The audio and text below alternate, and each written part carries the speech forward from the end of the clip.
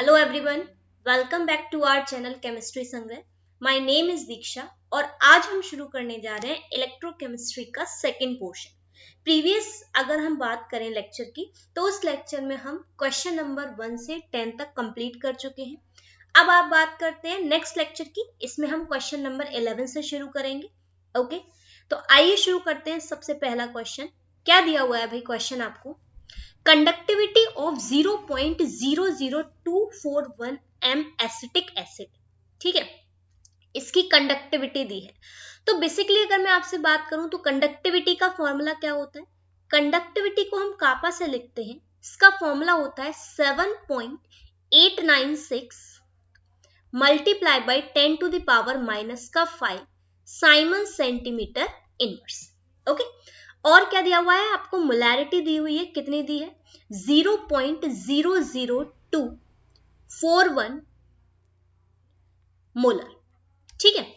Calculate the molar conductivity, आपको क्या calculate करना है? मोलर कंडक्टिविटी आपको कैलकुलेट करना है। It means you have to calculate the lambda m, ठीक है। तो आइए शुरू करते हैं लैम्डा एम कैलकुलेट करना। अच्छे से फॉर्मूला पता है आपको? लैम्डा एम का फॉर्मूला क्या होता है दोस्तों? Kappa multiply by 1000 upon molarity, right.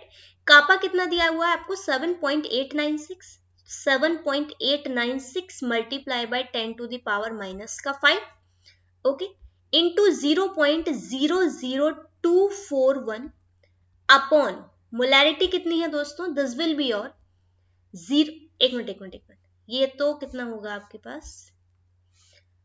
देखो यहाँ पे 1000 आएगा क्योंकि ये तो 1000 है, मोलैरिटी अपॉन में है ना, ध्यान नहीं देते हो तुम लोग भाई। अपॉन 0.00241, ठीक है, सही कर लेना इसको।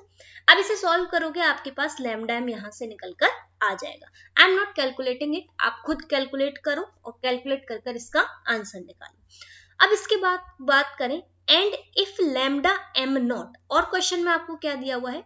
क्वेश्चन में आपको दिया हुआ है लैम्डा एम नॉट की value, means limiting molar conductivity दी हुई है। लिमिटिंग मोलर कंडक्टिविटी, उस दिन मैंने आपको वैसे भी बताया था कि लिमिटिंग मोलर कंडक्टिविटी क्या होती है दोस्तों? लिमिटिंग मोलर कंडक्टिविटी वो होती है जब आपकी कॉन्सेंट्रेशन की वैल्यू 0 हो जाए, यानी कि कॉन्सेंट्रेशन आपका ट्रेंड्स टू 0 हो जाए और dilution it will trends to the infinite, ठीक है। तब हम वहां पर जो कंडक्टिविटी निकालते हैं, जो मोलर कंडक्टिविटी निकालते हैं, उसे हम लिमिटिंग मोलर कंडक्टिविटी बोलते हैं। ओके, तो ये कितनी दी हुई है आपको? This will be your 390.5 Simon centimetre square पर मोल। आपसे क्या पूछा है? What is it's dissociation constant. आपको क्या निकालना है? डिसोसिएशन कांस्टेंट निकालना है। बहुत ही आसान है, आपने एक फॉर्मूला पढ़ा हुआ है कि जो आप डिग्री ऑफ डिसोसिएशन निकालते हो, कैसे निकालते हो? Lambda m upon lambda M not, right, ठीक है। और ये फॉर्मूला देखो आपके पास दिया हुआ है lambda m upon lambda M not. यहां से आप क्या करोगे? आप लैम्डा एम निकाल चुके हो, लैम्डा एम नॉट आपको दिया हुआ है, यहां से अल्फा निकाल लेना। अब आपको पता है कि कोई भी वीक एसिड जब आपके पास टूटता है, डिसोसिएट होता है, तो उसके लिए अल्फा क्या होता है? सॉरी, डिसोसिएशन क्या होता है? C alpha square upon 1 minus का अल्फा, ठीक है। This is the dissociation constant. कैसे निकाला जाता है? प्रोडक्ट की कॉन्सेंट्रेशन अपॉन द रिएक्टेंट की कॉन्सेंट्रेशन। तो बेसिकली आपके पास सी दिया हुआ है, C will be your molarity, concentration है, अल्फा आप यहां से निकाल चुके हैं, इसको सॉल्व करना, यहां से आपका डिसोसिएशन कांस्टेंट निकल आएगा। देखो इसमें भी इसी तरीके से सॉल्व किया हुआ है, यहां से अल्फा निकालेंगे, ये आपके पास वैल्यू आएगी 8.39 into 10 to the power minus 2। यहां से के निकालेंगे, मींस डिसोसिएशन कांस्टेंट, जिसकी वैल्यू आपके पास कितनी है? 1.86 इंटू 10 की पावर माइनस का 5। ये कैसे आया? K alpha into C alpha square. Basically अगर कोई एसिड आपके पास डिसोसिएट होता है, CH3COOH अगर आपका डिसोसिएट होगा तो ये कैसे होगा? CH3COO माइनस प्लस का H प्लस, ठीक है। आपको पता है इनिशियली इसकी कॉन्सेंट्रेशन C है, देन ये आपके पास क्या होगा? 0 होगा। लेकिन जब टाइम आपका T इंटरवल निकल गया होगा, इक्विलिब्रियम पोजीशन पर हम बात करें, तो इसकी कॉन्सेंट्रेशन क्या होगी? C1 माइनस अल्फा, ये सी अल्फा और ये सी अल्फा। तो बेसिकली जब आप Ka निकालोगे, डिसोसिएशन कांस्टेंट क्या है भाई, concentration of the product into concentration of the concentration of product upon concentration of the reactant. तो यहां से आपके पास निकल कर आ जाएगा, एक सी से सी कट जाएगा तो क्या बचा आपके पास, C alpha square upon 1 minus का अल्फा। तो यहां से हमने डिसोसिएशन कांस्टेंट की वैल्यू निकाल ली। क्या ये बात क्लियर हो गई? सॉल्व करेंगे हमारे पास आंसर आ जाएगा। चलिए मूव करते हैं नेक्स्ट क्वेश्चन पे। नेक्स्ट क्वेश्चन हमारे पास क्या कह रहा है, how much charge is required for the following reduction of 1 mole of Al+3 to Al, यानी कि 1 मोल Al+3 को Al तक रिड्यूस करने में कितना चार्ज रिक्वायर होगा। ठीक है, सबसे पहले इसकी एक ट्रिक समझो, मतलब ट्रिक नहीं, इट इज द कॉन्सेप्ट कि कोई भी अगर आपके पास एलिमेंट को रिड्यूस करा जा रहा है ना, तो उसमें जो चार्ज प्रोड्यूस होता है, ठीक है, जो चार्ज प्रोड्यूस होता है वो हमेशा आपका NF के बराबर होता है। कितने के बराबर होता है? NF के बराबर। ये N क्या है? N है आपके पास नंबर ऑफ इलेक्ट्रॉन्स गेन और रिड्यूस। ठीक है, कितने इलेक्ट्रॉन उसने गेन किए या उसने रिड्यूस किए, ये क्या होता है, N। F क्या है आपके पास? F है, this is your Faraday. Faraday की वैल्यू कितनी होती है आप अच्छे से जानते हो, फेराडे की वैल्यू होती है दोस्तों 96500 कूलम। ठीक है, एक फेराडे में इतना कूलम आपके पास चार्ज होता है। Is that clear? तो जितना, जैसे आप मोल कंसेप्ट को सॉल्व करते हो ना कि इतने फेराडे में, तो बस आपको चार्ज देखना है। अब जैसे बेसिकली मैं इस पहले वाले क्वेश्चन की बात करूं तो ये कह रहा है कि 1 mole of Al+3 to Al, ठीक है, रिड्यूस होने में कितना लगेगा। पहले इसकी रिएक्शन देखो जरा। Al+3 ने जब अपने पास 3 इलेक्ट्रॉन लिए होंगे तभी तो ये Al बनेगा, राइट? तो इसने कितना चार्ज लिया, कितने नंबर ऑफ द इलेक्ट्रॉन लिए, this will be your 3 electron. तो इसको करने के लिए कितना लगेगा, 3F बनेगा। इतना ही चार्ज तो लगेगा क्योंकि इसने 3 इलेक्ट्रॉन लिए, तो 3 इलेक्ट्रॉन लिए तो कितना चार्ज रिक्वायर्ड हुआ, दिस इज योर 3F। अगर ये आपसे पूछ रहा है कूलम में निकालो तो सिंपल आपको 3 का मल्टीप्लाई 96500 से कर देना है, तो ये आपके पास कूलम में निकल आएगा।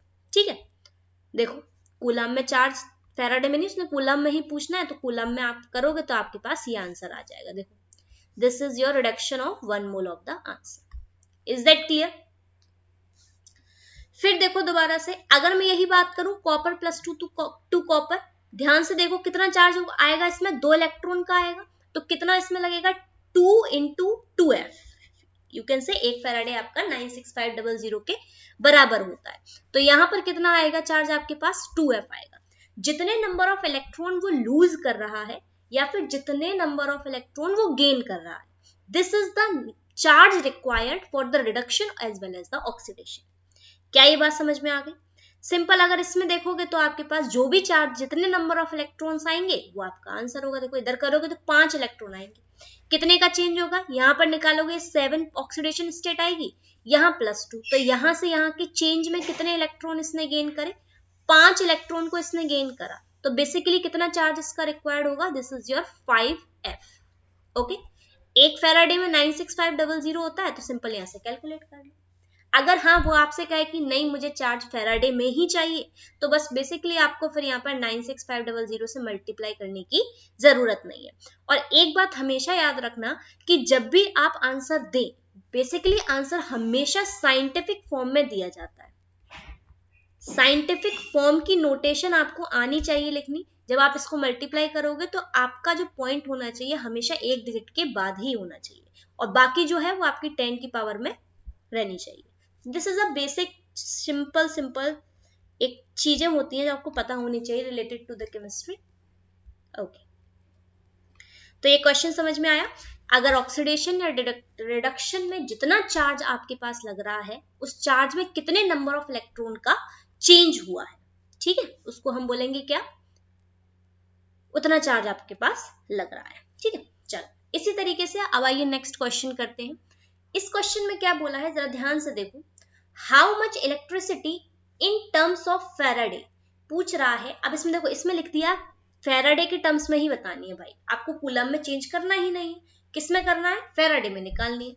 तो how much electricity in terms of faraday is required to produce, बताना है कि सबसे पहले जो आपके पास 20 ग्राम कैल्शियम है फ्रॉम मोल्टन CaCl2, ठीक है, यानी कि CaCl2 जो 20 ग्राम Ca है उसके CaCl2 से जो हमें मिला है उससे कितनी इलेक्ट्रिसिटी प्रोड्यूस हो सकती है, ठीक है। अच्छा एक बात देखो, करने के लिए मुझे चार्ज चाहिए, उसमें नंबर ऑफ इलेक्ट्रॉन चाहिए, जरा देखना इसमें यूनिटरी मेथड लगेगा। जैसे CaCl2 है, इसे आप तोड़ो, कैसे टूटेगा, Ca+2 प्लस का Cl2 प्लस का 2Cl-, सॉरी, ठीक है, प्लस का 2Cl-, ऐसा ही टूटेगा, कोई दिक्कत नहीं है, कोई दिक्कत नहीं है।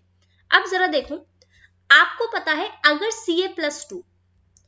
Ca+2 ने 2 इलेक्ट्रॉन गेन करे तो ये क्या बनाएगा, कैल्शियम बनाएगा, और यहां पर क्या होगा, आपके पास 2 इलेक्ट्रॉन का इसने चेंज किया है, तभी तो ये कैल्शियम बना है।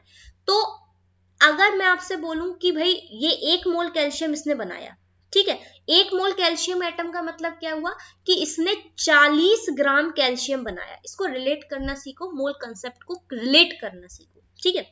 तो 40 ग्राम इसने क्या करा है, कैल्शियम बनाया है।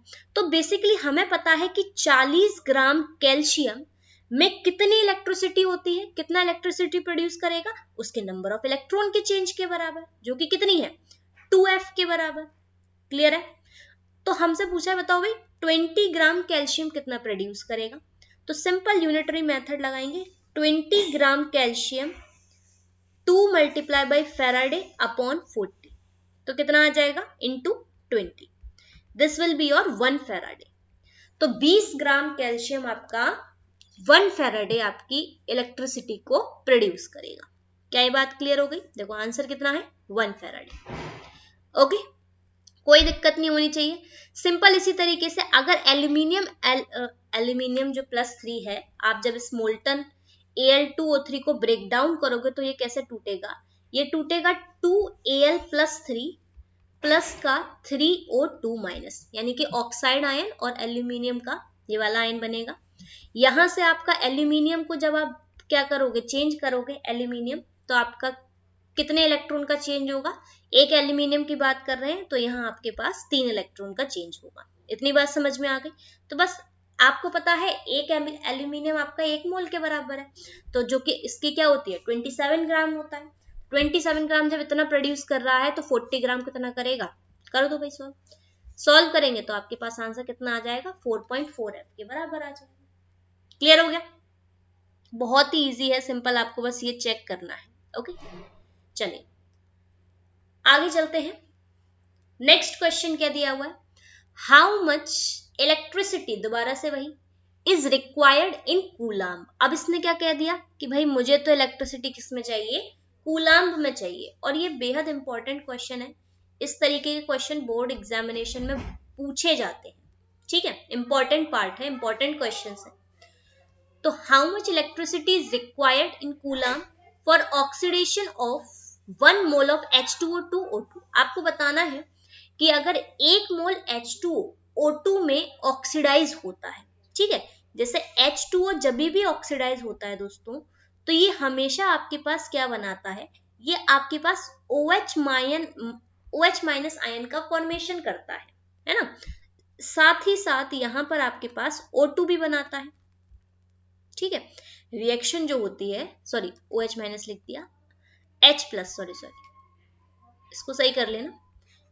देखो रिएक्शन में दिया हुआ है कि जब भी आपके पास H2O क्या होता है, ब्रेक डाउन होता है, तो ये आपके पास 4 H+ प्रोड्यूस करता है, साथ ही साथ ऑक्सीजन प्रोड्यूस करता है। तो बेसिकली आप अगर यहां देखोगे तो हाइड्रोजन के चार्जेस में कोई चेंज नहीं है, चेंज किसमें है, ऑक्सीजन के चार्जेस में चेंज है, ऑक्सीजन आपका रिड्यूस हो गया है, ठीक है। तो यहाँ ऑक्सीजन आपके पास रिड्यूस होकर O2 बना रहा है, ठीक है। बेसिकली 2 मोल जो ऑक्सीजन के हैं, 2 मोल ऑक्सीजन किसके, H2O के, ठीक है। आपके पास कितनी इलेक्ट्रिसिटी को चेंज कर रहे हैं, देखो मैं तुम्हें बताऊं इलेक्ट्रॉन का चेंज कैसे हुआ है। बेसिकली आप ध्यान से देखो, यहाँ -2 था, -2 और यहाँ ऑलरेडी 2 लगा है, तो ये कितना हो गया, -4 हो गए, इस पे चार्ज कितना हो गया ओवरऑल माइनस का 4, और यहाँ चार्ज कितना है 0। तो ये माइनस के चार्ज से 0 आने में इसने कितने इलेक्ट्रॉन का चेंज किया, 4 इलेक्ट्रॉन का चेंज करा। तो 2 मोल ऑक्सीजन को O2 में कन्वर्ट होने के लिए 4F वैल्यू चाहिए, 4F इलेक्ट्रिसिटी चाहिए। अब इस F को हमने 96500 में कन्वर्ट कर लिया। तो 1 मोल के लिए कितना चाहिए, वो आपसे क्वेश्चन में यही तो पूछ रहा है।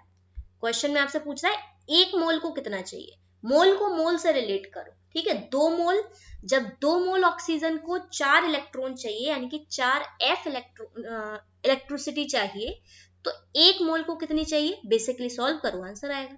जो यहाँ लिखा होता है उसको यहाँ लिखते हैं, जो नीचे लिखते हैं, जो यहाँ लिखा होता है उसको नीचे पर लिखते हैं, सॉल्व कर लोगे। सिमिलरली इसी तरीके से आपको Fe वाला करना है। Is that clear? चलिए, यहां तक क्लियर है तो आगे बढ़ते हैं। क्वेश्चन बहुत ही अच्छा है, मतलब इंपॉर्टेंट क्वेश्चन है। कुल मिला जुला करके आपके पास 17-18 क्वेश्चन है। उन क्वेश्चन को आप अगर अच्छे से कर लोगे तो बहुत आसानी से आप कर लोगे चीजों को, ठीक है। चलिए, अगर समझ आ गया तो क्वेश्चन नंबर नेक्स्ट पे चलते हैं। क्वेश्चन नंबर नेक्स्ट क्या है दोस्तों? क्वेश्चन नंबर नेक्स्ट आपके पास है अ सॉल्यूशन ऑफ NiNO2, एक सॉल्यूशन है NiNO2 का, is electrolysed between the platinum using current of 5 ampere. Current कितना दिया है दोस्तों, 5 एम्पियर आपके पास करंट दिया हुआ है फॉर 20 मिनट। टाइम कितना है, 20 मिनट दिया हुआ है। आगे बढ़ते हैं। What is the mass of निकल डिपॉजिट, आपको बताना है कितना मास निकल का डिपॉजिट होगा कैथोड पर। समझ में आया? पूछ रहा है कितना मास निकल का डिपॉजिट होगा उसके किस पर, बताओ, कैथोड पर।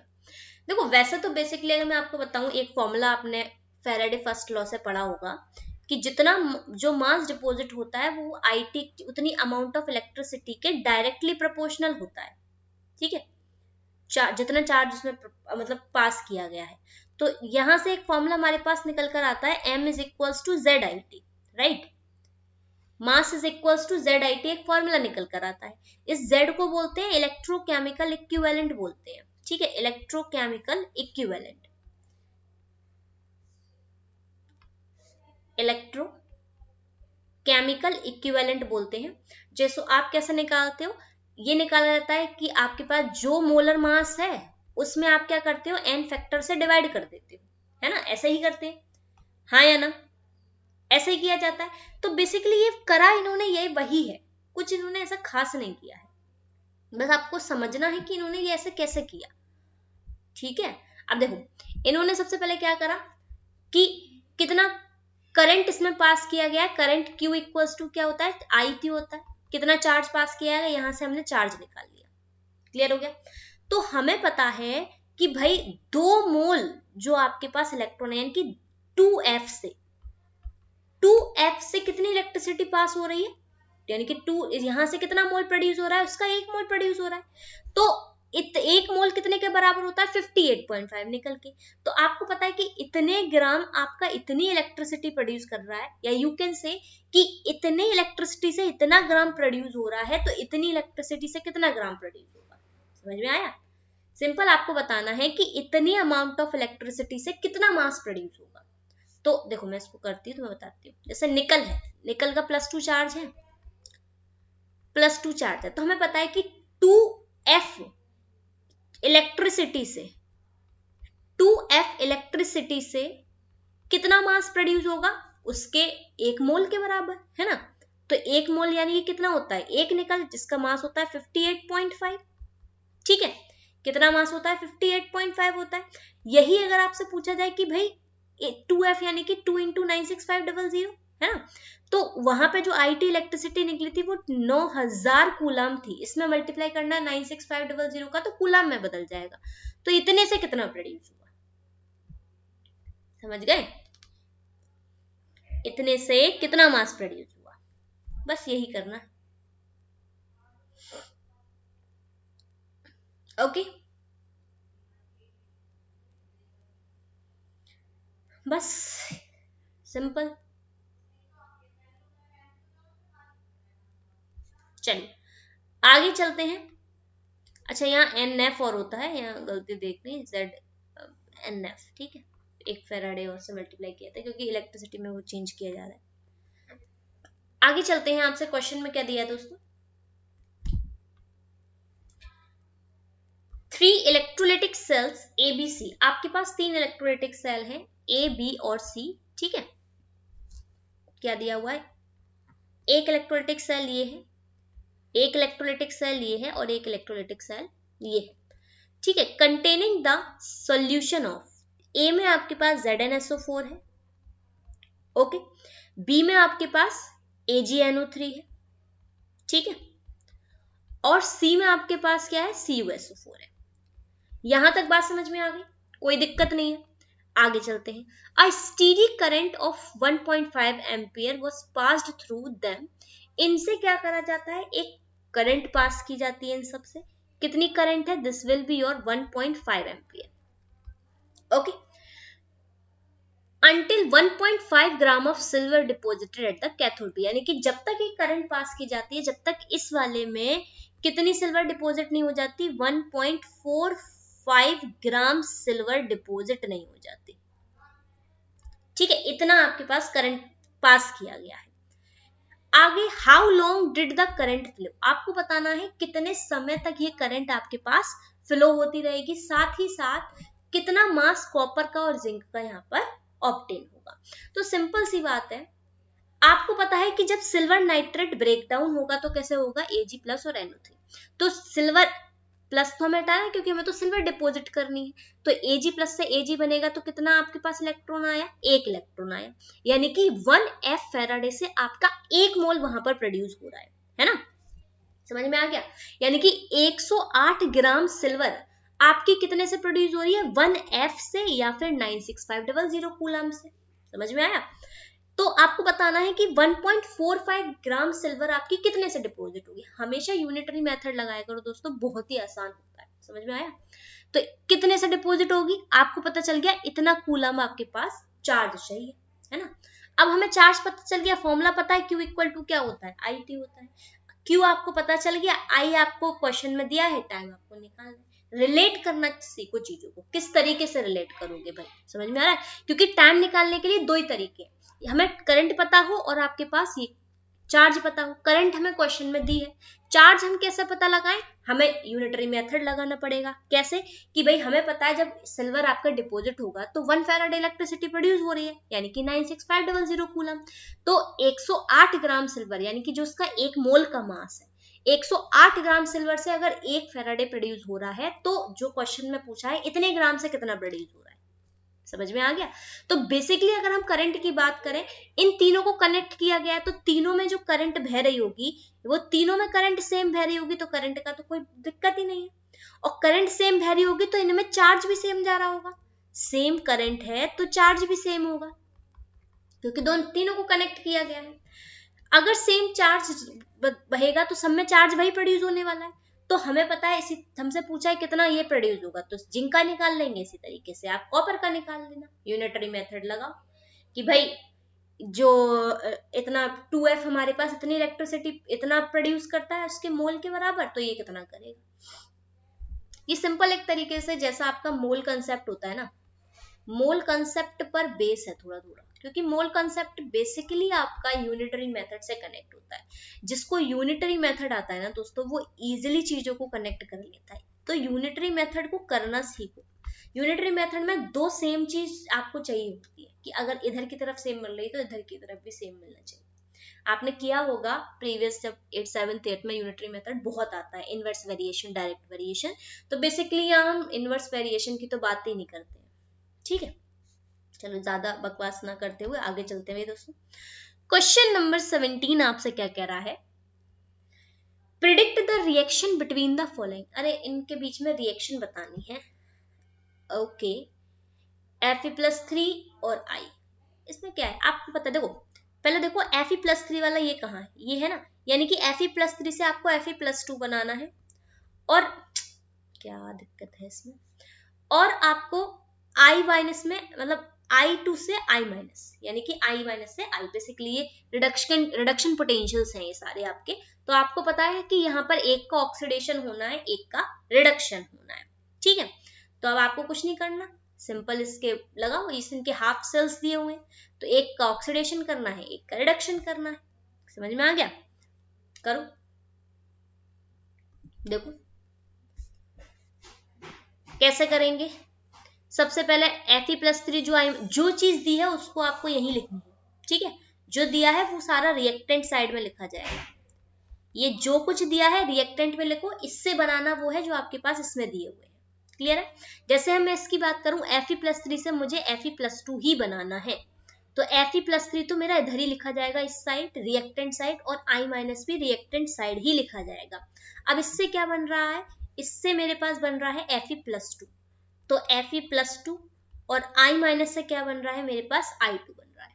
अब तुम्हें चेक करना है कि चीजों का रिडक्शन है या फिर चीजों का ऑक्सीडेशन है। जैसे मैं इसकी बात करूं तो यहाँ क्या हो रहा है, रिडक्शन हो रहा है, और इसकी बात करूं तो यहाँ क्या हो रहा है, ऑक्सीडेशन हो रहा है, ठीक है। देखो जरा चेंज कितने का हो रहा है, यहाँ आपके पास -1 से इधर गया, यहाँ आपके पास 1 इलेक्ट्रॉन का चेंज हो रहा है, ठीक है। यहाँ पर आपके, अच्छा इसको बैलेंस करो, यहाँ आपके पास 2 इलेक्ट्रॉन का चेंज है, और यहाँ पर आपके पास कितने इलेक्ट्रॉन का चेंज है, 1 इलेक्ट्रॉन का चेंज है। अब इस चेंज को कहाँ करना है, आपको बैलेंस करना है। पर बैलेंस करने के लिए अगर आपसे वो EMF पूछता, ई सेल पूछता, तब दिक्कत आती। इसने ई सेल नहीं पूछा, सिंपली E0 सेल पूछा है। और क्वेश्चन में ये पूछा है कि बताओ कि रिएक्शन आपकी फीजिबल होगी या नहीं होगी। तो इसको लिखने के बाद आपको कुछ नहीं करना, E0 सेल निकालना है ना। जब भी आप E0 सेल निकालोगे, और E0 सेल निकालने के बाद यदि वो आपके पास नेगेटिव आ जाता है, देखो इस चीज को मैं यहाँ बताती हूँ, E0 सेल अगर आप निकालो, है ना, और E0 सेल निकालने के बाद अगर आपका वो नेगेटिव आ जाए, तो हमेशा याद रखो वो नॉट फीजिबल है। क्या है वो? नॉट फीजिबल है। लेकिन यही अगर आप E0 सेल निकालें, और E0 सेल निकालने के बाद वो आपका पॉजिटिव आ जाए, क्या आ जाए, पॉजिटिव आ जाए, तो वो रिएक्शन आपके पास कैसी होती है दोस्तों, these reaction is your feasible reaction, यानी कि वो रिएक्शन प्रोसीड करेगी, नेचर में वैलिड है। तो इन सभी रिएक्शन में आपको वही करना है, समझ गए? करना, जैसे देखो इसमें ये पॉजिटिव आया है तो ये रिएक्शन फीजिबल है, इसमें ये पॉजिटिव आया है तो ये रिएक्शन फीजिबल है, इसमें ये आपके पास नेगेटिव है तो ये नॉट फीजिबल है, ठीक है। ये पॉजिटिव है तो ये फीजिबल है, क्योंकि आपको पता है डेल्टा G0 जब आपका नेगेटिव होता है तो रिएक्शन स्पॉन्टेनियस होती है। Spontaneous means it will be your feasible one. लेकिन डेल्टा G0 का फॉर्मूला भी तो क्या होता है, देखो, this will be your minus का NF E0।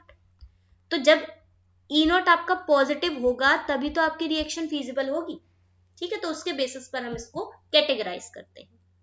Is that clear? तो यहां तक हम सारे अपने क्वेश्चंस कर चुके हैं। आई होप सारे क्वेश्चन आपको समझ में आए होंगे, ठीक है। प्लीज इन क्वेश्चन को देखो और इन क्वेश्चन को करके जाओ, एनसीईआरटी को छोड़कर मत जाओ। और अगर कोई क्वेरी आती है रिलेटेड टू इन क्वेश्चंस में समझ में नहीं आता, प्लीज कमेंट करो मुझे कमेंट बॉक्स में, मैं आपको बताऊंगी उस चीजों को, ठीक है। तो इसी के साथ thank you everyone, and also please subscribe our channel as well, जिससे और लोगों तक पहुंचे, ठीक है। Thank you.